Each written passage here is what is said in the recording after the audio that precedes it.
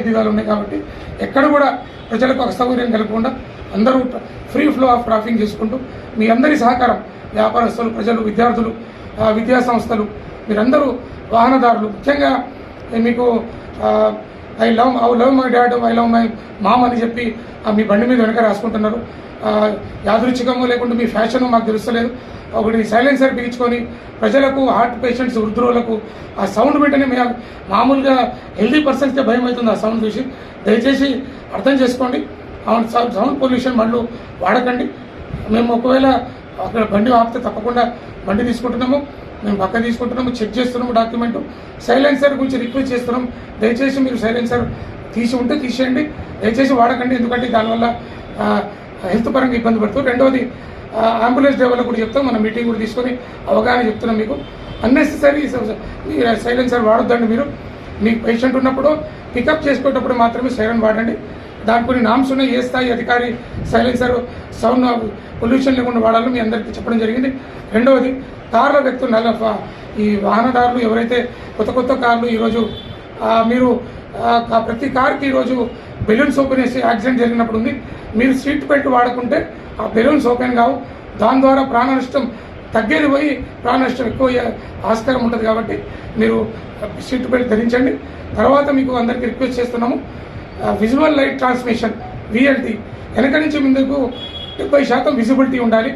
తర్వాత కుడి నుంచి ఎడమకు 50% విజువల్ లైట్ ట్రాన్స్మిషన్ ఉండాలి.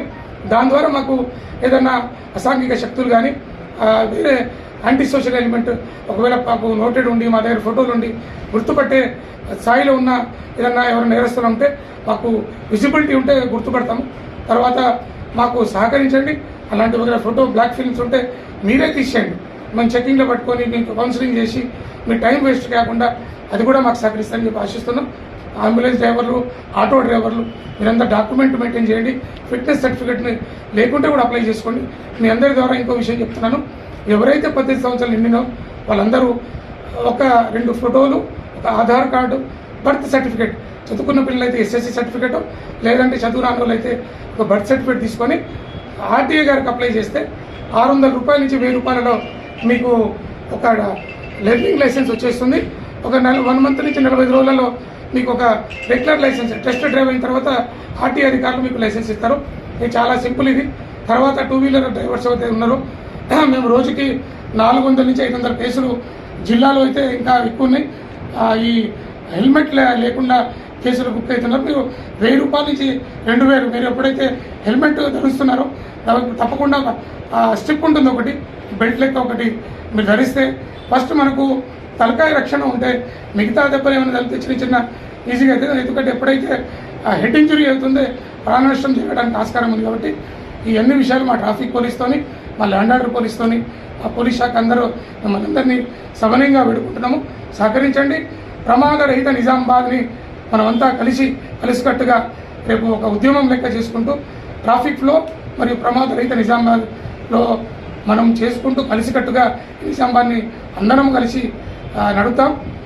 ఈ ప్రమాదం తగ్గిద్దామని ఒక నినాదంతో ఈ ఫుట్పాత్ ఎంక్రోచ్మెంట్ కూడా నాకు సహకరించి ఒక అందమైన సుందరమైన ట్రాఫిక్ ఫ్లో నిజామాబాద్ పట్టణము, బోధన మరియు ఆర్మూర్ పట్టణాలు ఉంటాయని చెప్పి మీరు సహకరిస్తారని చెప్పి ఆశిస్తూ ఈ మీ ద్వారా కోరుకుంటూ ఈ అవకాశం ఇచ్చిన మీ అందరికీ ధన్యవాదాలు. Thank you. సార్, ఇప్పుడు ఏదైతే కిల్లా రోడ్లో జూబ్లీ స్కూల్ కానీ ఈ శంకర్ భవంతి కానీ ఇప్పుడు పాఠశాల పునఃప్రారంభం సందర్భంగా ఎలాంటి బందోబస్తు నిర్వహించారు విద్యార్థులు బయటకు వచ్చినప్పుడు? మేము 3 విషయాల్లో రేపు స్కూల్స్ ఓపెన్ తర్వాత యాజమాన్యాన్ని చెప్పినాం, వాళ్ళ నంబర్ కూడా కలెక్ట్ చేస్తున్నాము.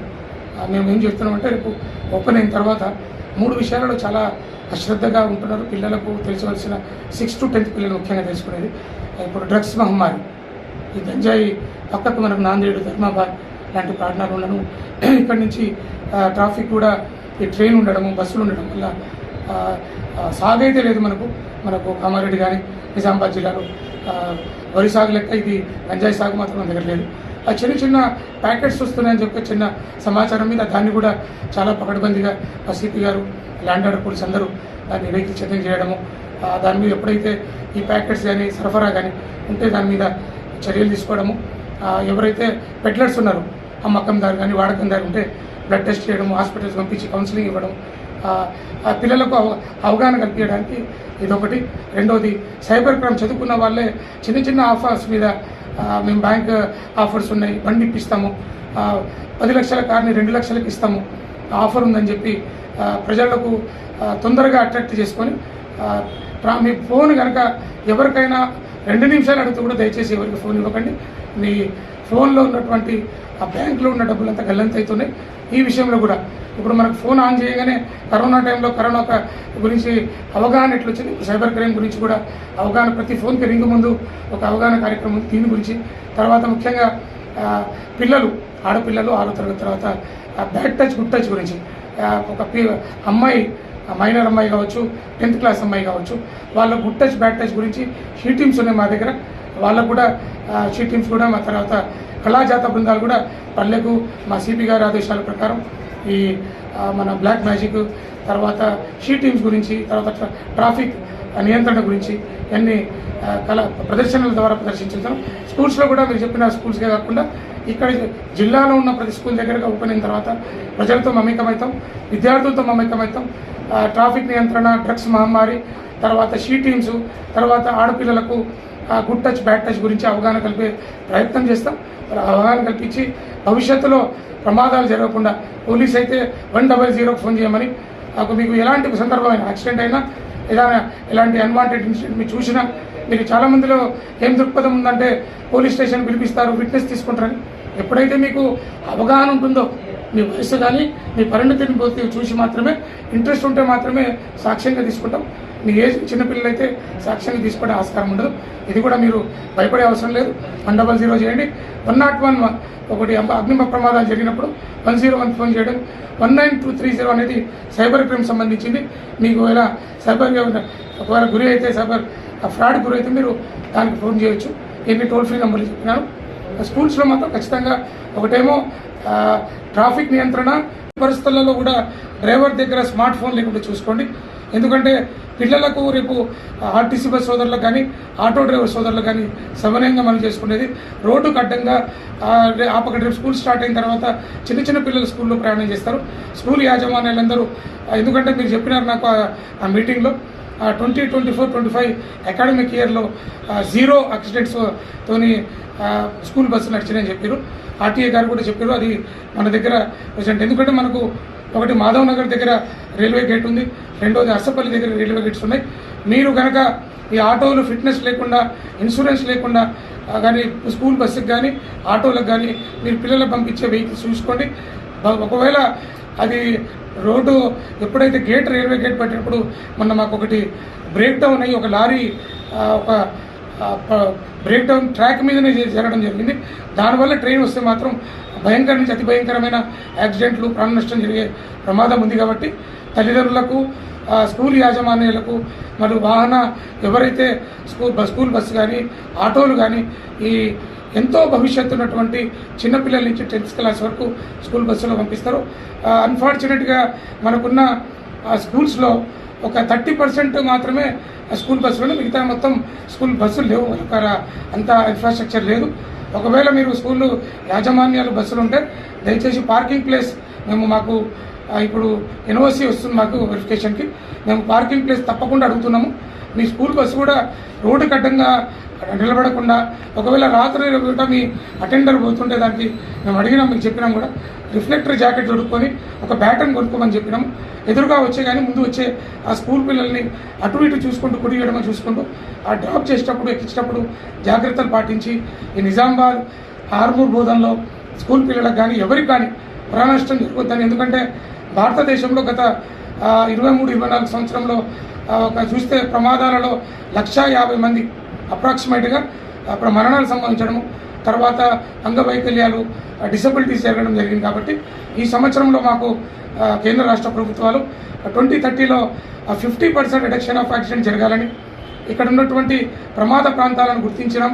దాంట్లో 21 బ్లాక్ స్పాట్స్ పోలీస్ స్టేషన్స్ ఉన్నాయి, 61 బ్లాక్ స్పాట్స్ ఉన్నాయి. దాని మీద మా పోలీస్ శాఖ అంతా ప్రత్యేక శ్రద్ధ తీసుకొని ఇంజనీరింగ్ పరంగా కానీ, తర్వాత అక్కడ చెట్లు ఇప్పుడు అకాల వర్షాల వల్ల చెట్లు కానీ తుప్పలు కానీ పెరిగితే దాన్ని క్లీన్ చేసుకోవడము, ఆ స్పీడ్ లిమిట్ గురించి ఆ డిచ్పల్లి దగ్గర, తర్వాత ఒక మొబైల్ స్పీడ్ కానీ ఉంటుంది, అది అమావాస్య చీకట్లు కూడా ఈ స్పీడ్ని అత్యంత స్పీడ్గా పోయి వెహికల్స్ని ఫోటో క్యాప్చర్ చేసి 4-వీలర్ ఉంటే 1035 రూపీస్ ఛాలెంజ్ చేయడం జరుగుతుంది ఓవర్ స్పీడ్ బండ్లకి. తర్వాత మన దగ్గర ముఖ్యంగా 3 కారణాలతో ఈ యాక్సిడెంట్ జరగడం జరుగుతుంది. 3 ముఖ్యంగా, ఒకటేమో డీడీ డ్రంక్ అండ్ డ్రైవ్లో ఉండి ప్రమాదాలు జరగడం, రెండవది అపోజిట్ డైరెక్షన్లో.